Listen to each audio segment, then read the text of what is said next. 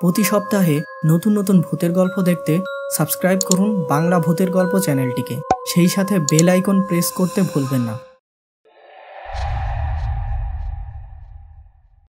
বন্ধুরা, আজকের এই সত্য ঘটনাটি পাঠিয়েছে মোহাম্মদ ইরফানুল হক জিসান এবং এই ঘটনাটি ঘটেছিল তার ফুফাতো ভাইয়ের বাবার সাথে। ঘটনার ধারাবাহিকতা এবং আপনাদের বোঝার সুবিধার্থে আমরা এই ঘটনাটির কিছু অংশে কল্পনার আশ্রয় নিয়েছি। তো চলুন আজকের ঘটনাটি শুরু করি। আজকের ঘটনার স্থান বাংলাদেশের রংপুর জেলা। ছোট একটি ঘরে পরিবারের সাথে বেশ সুখে জীবনযাপন করছিল রহিম মিয়া। তবে তার গ্রামে কোনো প্রকার জমি জমা নেই যে সেখানে সে চাষ করতে পারে। রহিম মিয়ার সম্পত্তি বলতে কেবলমাত্র একটি রিক্সা। শহরে রিক্সা চালিয়ে সে বেশ ভালো টাকা উপার্জন করত। রহিম মিয়া প্রতিদিন সকাল 6টায় বাসা থেকে রিক্সা নিয়ে বেরিয়ে পড়ত এবং রাত 9টা পর্যন্ত রিক্সা চালিয়ে বাসায় ফিরত। এর মধ্যে সে কয়েকবার খাওয়া দাওয়া এবং অন্য কোনো কাজ থাকলে বাসায় আসত। কিন্তু এক রাতে তার সাথে এমন একটি ঘটনা ঘটে যায় যা তার জীবনে একটি বিশেষ পরিবর্তন নিয়ে আসে এবং সেই ঘটনাটি হয়তো তার মৃত্যুর আগ পর্যন্ত সে ভুলতে পারবে না। দিনটি ছিল 2006 সালের ডিসেম্বর মাসের 10 তারিখ। সকালের আকাশে অল্প মেঘ এবং সেই সাথে চারিপাশ কুয়াশায় আচ্ছন্ন। রহিম প্রতিদিনের মতো রিক্সা নিয়ে তার বাসা থেকে বের হয়। আজকাল সকালে সে বাসা থেকে কোনো প্রকার খাবার খায় না। রাস্তার মোড়ের একটি চায়ের দোকান থেকে 1 কাপ চা ও একটি বিস্কিট খেয়ে সে সকালের খাওয়া দাওয়া শেষ করে। সময় তখন দুপুর 2টা। রহিম সকাল থেকে মাত্র 2টি যাত্রী পেয়েছে, তাই মন খারাপ করে রাস্তার পাশের একটি গাছের নিচে বসে আছে। একে তো এখন শীতকাল, আর তাতে সকাল থেকে আকাশ মেঘাচ্ছন্ন। খুব কম পরিমাণ লোকজন বাহিরে বের হচ্ছে। কেবলমাত্র যাদের বাহিরে যাওয়া খুবই প্রয়োজন তারাই কেবল বের হচ্ছে। রহিম আজকে দুপুরের খাবার খেতে তার বাসায় যায়নি। তার আজকে যেন কোনো প্রকার ক্ষুধা নেই।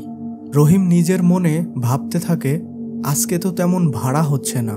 প্রতিদিনের মতো সে আজকে আর রাত 9টা পর্যন্ত রিক্সা না চালিয়ে সে রাত 12টা পর্যন্ত রিক্সা চালাবে।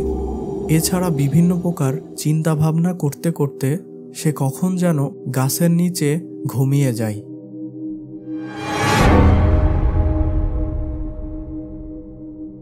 ঘুম থেকে উঠে সে সোজা তার বাসায় চলে যায়।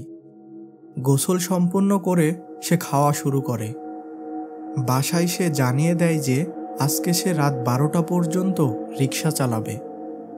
বাসা থেকে সে আনুমানিক বিকেল 4টার দিকে বের হয়ে পড়ে রিক্সা নিয়ে। বিকেলের দিকে সে 2-3টি যাত্রী পায়। এদিকে রাত 11টা পর্যন্ত অনেক ঘোরাঘুরি করেও সে কোনো প্রকার যাত্রী পায় না। শীতের রাত, লোকজন সব রাত 8টার মধ্যেই যে যার বাড়িতে ঘুমিয়ে গেছে। অনেক মন খারাপ নিয়ে রহিম তার বাসার উদ্দেশ্যে রওনা দেয়।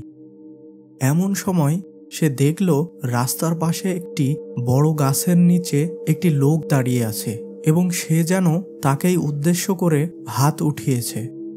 রহিম মনে মনে বেশ খুশি হলো এবং সে গাছের পাশে যেয়ে রিক্সা থামালো। স্যার, আপনি কোথায় যাবেন? লোকটি কোনো প্রকার কথা না বলে সোজা রিক্সায় উঠে পড়ল এবং ভারী কণ্ঠে বলল, সামনে একটি কবরস্থান আছে, ওইখানেই আমি যাব। ভাড়া একটু বেশি দেব, দ্রুত চলো। রহিম লোকটির কথা শুনে কিছুটা চিন্তায় পড়ে যায়। এত রাতে লোকটি কবরস্থানে যেয়ে কি করবে?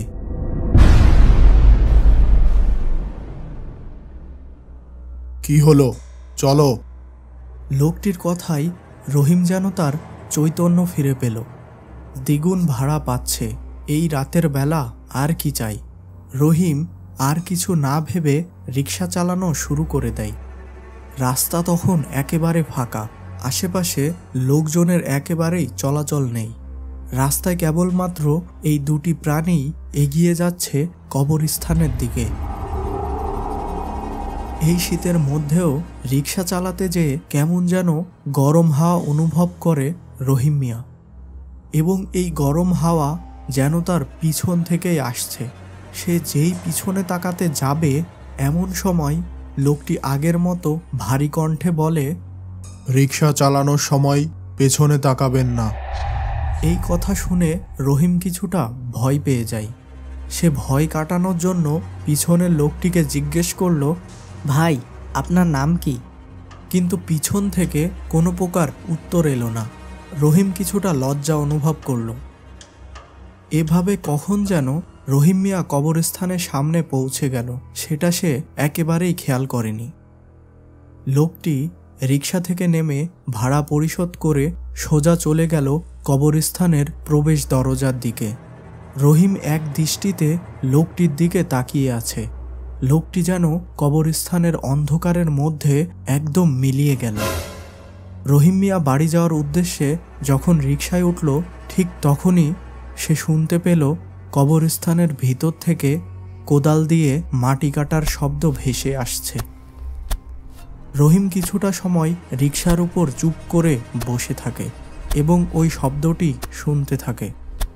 হঠাৎ শব্দটি থেমে যায়। রহিমের মধ্যে এ ব্যাপারে বিশেষ কৌতূহল কাজ করল। রহিম এবার নতুন একটি শব্দ শুনতে পায়,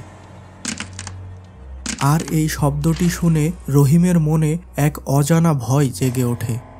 ভেতর থেকে কেমন যেন হাড় চাবানোর কর্মর শব্দ ভেসে আসতে লাগল।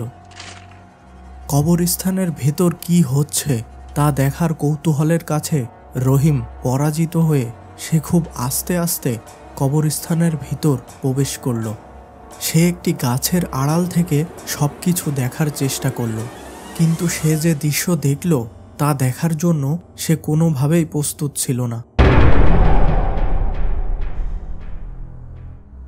সে দেখল ওই লোকটি একটি কবর থেকে ওঠানো আধা পচা একটি লাশের কলিজা খাচ্ছে, এবং সে আরও লক্ষ্য করল ওই লোকটির শরীরের অনেক জায়গায় পরিবর্তন হয়েছে। তার মুখের বিভিন্ন জায়গায় বিশ্রী কাটা দাগ, এবং তার হাত পায়ের নখগুলো সব হিংস্র পশুর মতো ধারালো, এবং সেই নখ দিয়ে লোকটি লাশটির কলিজা ছিঁড়ে ছিঁড়ে খাচ্ছে। এই দৃশ্য দেখে রহিম তার সর্বোচ্চ শক্তি দিয়ে চিৎকার করে মাটিতে অজ্ঞান হয়ে পড়ে যায়। রহিমের জ্ঞান ফিরতেই সে নিজেকে তার ঘরের বিছানায় আবিষ্কার করে। সকালে নামাজ পড়ে ওই রাস্তার পাশে হেঁটে যাওয়া কিছু ব্যক্তিরা রহিমকে কবরস্থানের সামনে পড়ে থাকতে দেখে তাকে তার বাড়িতে নিয়ে আসে। বন্ধুরা, আজকের পর্বটি কেমন লেগেছে তা আপনারা এই ভিডিওটিতে লাইক দিয়ে জানাবেন, এবং কোনো সমস্যা থাকলে কমেন্টে জানাবেন।